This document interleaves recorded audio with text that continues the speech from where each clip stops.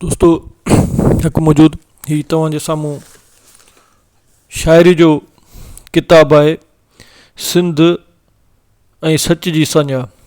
ही किताब सिंध जे मुहक़िक़ शाइर सियासी कारकुन ऐं ॾाहे माण्हू मशहूर फलकारो जो लिखियलु आहे।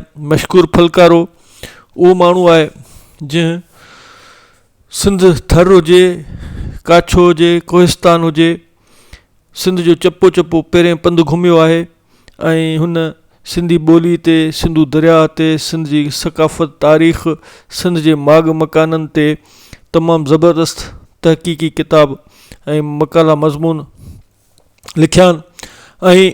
ऐं पहिरियों भेरो सिंधी ॿोलीअ जे 52 अखरनि ते कंहिं शाइर सिंधी ॿोली में शाइरी लिखी आहे। हूअं 30 अखरनि जाम लिखियल आहिनि, पर ही मशहूर फलकारो सिंध जो उहो वाहिद शाइर आहे ऐं जंहिं सिंधी ॿोली जे 52 अखरनि ते ही पूरो ही हिकिड़ो शाइरी जो किताब लिखियो आहे। अलिफ़ खां वठी ये ताईं जेके बि सिंधी ॿोली जा अखर आहिनि, हर अखर जी इब्तिदा ते हुन पंहिंजी शाइरी लिखी आहे।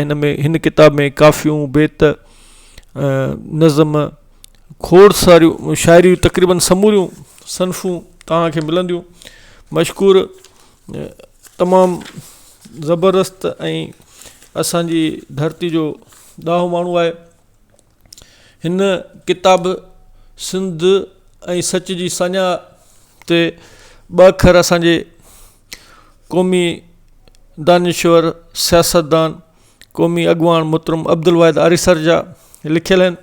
अब्दुल वाहिद आरिसर लिखे थो त वाक़ई मशहूर जी सॼी हयाती अमली जदोजहद में गुज़री आहे।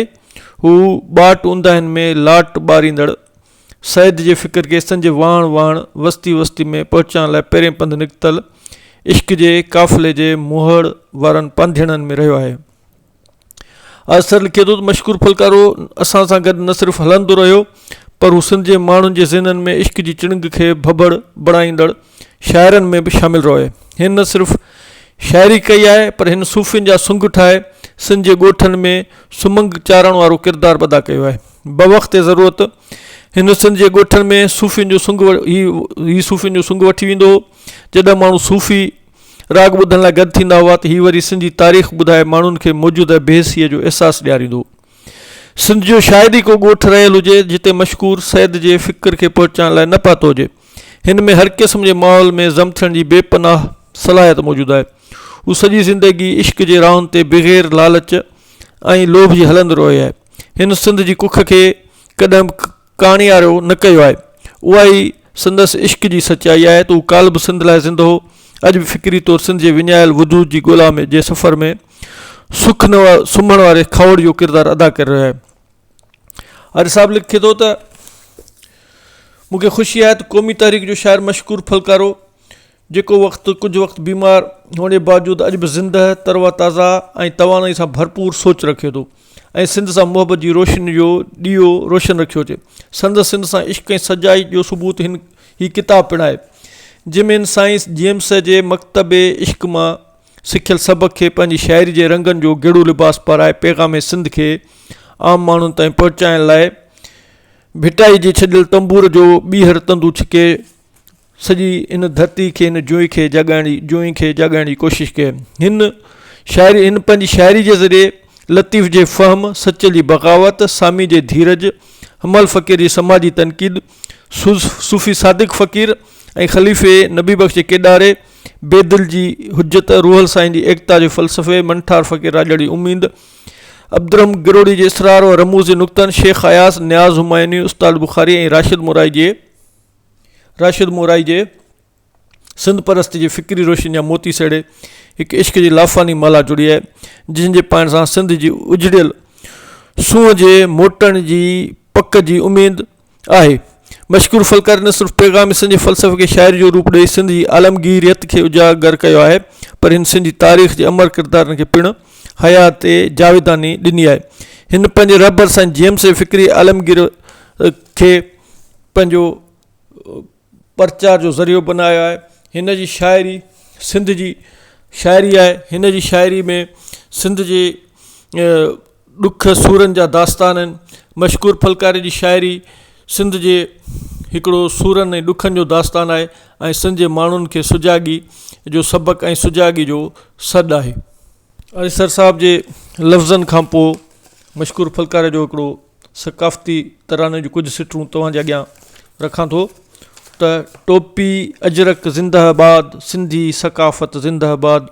टोपी अजरक ज़िंदाबाद सिंधी सकाफ़त ज़िंदाबाद। पंहिंजी सूंह न्यारी आहे सिंधड़ी पंहिंजी प्यारी आहे। बख़्तावर हर नारी आहे सोणी सिंधु आद जगाद। टोपी अजरक ज़िंदाबाद सिंधी सकाफ़त ज़िंदाबाद। पोड़ो जवान हारी नारी जिए पोरियत जिए हारी जिए थरजी थदड़ी वारी जिए थर दर्द जी थी पई शलको दाद। टोपी अजरक ज़िंदाबाद। दोदे जी हिम्मत अवां में बाघीअ जी असमत अवां में मारी जी मोहबत अवां में कोरे कढो सभु कूड़ अनाद। टोपी अजरक ज़िंदाबाद।